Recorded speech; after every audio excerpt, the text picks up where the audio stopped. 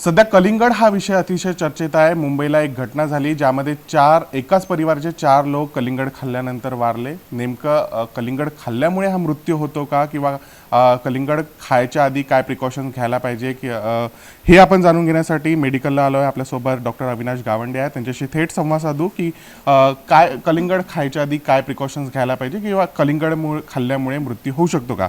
Sir, तुमचं स्वागत आहे आमच्या चॅनलवर। मला सांगा की कलिंगड खायसाठी किंवा खायच्या आधी काही प्रिकॉशन्स घ्यायला पाहिजे का। मुंबईला जी घटना झाली, बिर्याणी खाल्ल्यानंतर एकाच परिवारातले 4 लोकांनी कलिंगड खाल्लं बिर्याणीनंतर आणि त्यांचा मृत्यू झाला, तर हे शक्य आहे का।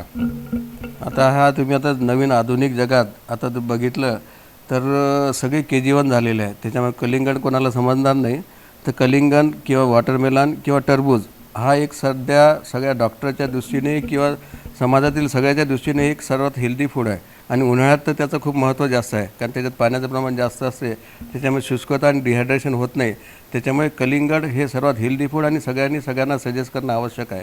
आणि तुम्ही जो प्रश्न विचारला की त्यांनी बिर्याणी किंवा नॉनव्हेज बिर्याणी खाल्ली आणि त्याच्यानंतर कलिंगड खाल्लं आणि त्याच्यामुळे मृत्यू झाला, तर या कुठलाही डॉक्टर याला तुम्हाला हो म्हणणार नाही की या दोघांच्या संबंधामुळे मृत्यू झाला असेल। कदाचित ते नॉनव्हेज जी बिर्याणी होती त्याच्यामुळे फूड पॉयझनिंग झालं असेल, किंवा आजकाल सगळे जे वॉटरमेलन किंवा टरबूज किंवा कलिंगड आहे याला पिकवासाठी काही औषधी वापरतात। नवे कुठे काही इंजेक्शन आतमध्ये औषधी टाकतात, कलर त्याचा लाल आला पाहिजे म्हणून। त्याच्यामुळे इंटॉक्सिकेशन होऊन त्याच्यावर विषबाधा झाली असेल आणि त्याच्यामुळे तो मृत्युमुखी पडू शकतात। पण त्याचं आणि नॉनव्हेज किंवा त्या बिर्याणीचे काही संबंध नाही।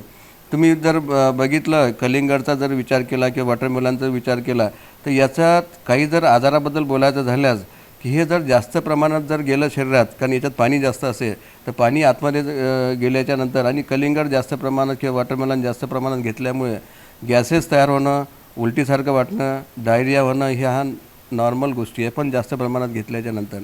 आणि त्याच्यामुळे हायड्रेशन, इवन त्याला हायपर हायड्रेशन म्हणतो, म्हणजे पाण्याचं प्रमाण जास्त होऊ शकते। आणि पाण्याचं प्रमाण जास्त झालं की सोडियम चं प्रमाण म्हाताऱ्या माणसात काही आजारी असते त्यांना, लहान मुलांना विशेषतः सोडियमचं प्रमाण कमी होऊ शकते, त्याच्यामुळे पायावर सूज येऊ शकते।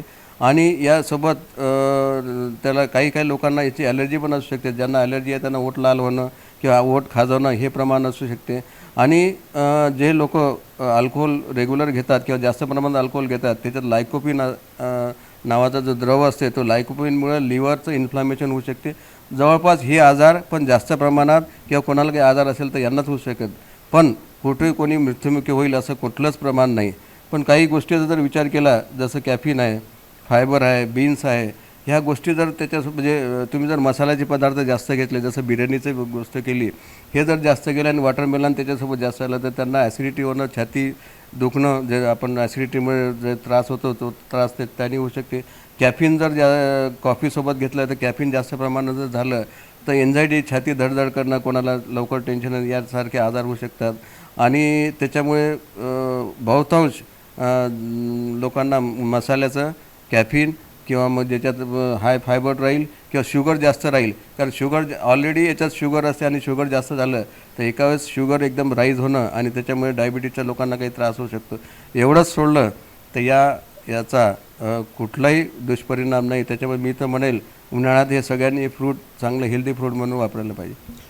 सध्या जे आहे लोकांमध्ये एक भीती आहे की कलिंगड खाल्ल्याने मृत्यू होतो, तर नॉनव्हेज खाल्ल्यानंतर कलिंगड खाल्लं तर काही अपाय होऊ शकतो का, किंवा ही मुंबईची घटना आहे याच्यावर तुमचं काय म्हणणं आहे। नॉनव्हेज जर स्पायसी असेल तर स्पायसीसोबत जर कलिंगड किंवा वॉटरमेलन जास्त जर खाण्यात आलं तर त्यांना ॲसिडिटीचं प्रमाण होऊ शकते, त्यांना उलट्या होऊ शकतात एखाद्या वेळेस, पण खूप घातक आणि खूप असं सिरियस काही इफेक्ट होत नाही।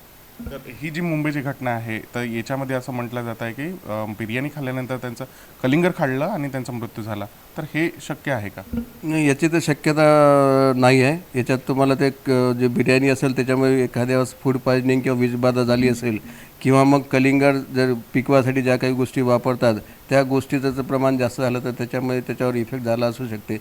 हे दोनच कारणं आहे, पण नॉनव्हेज खाणं आणि सोबत वॉटरमेलन किंवा कलिंगड खाणं याच्यामुळे डेथ होण्याची शक्यता बिलकुल नाही।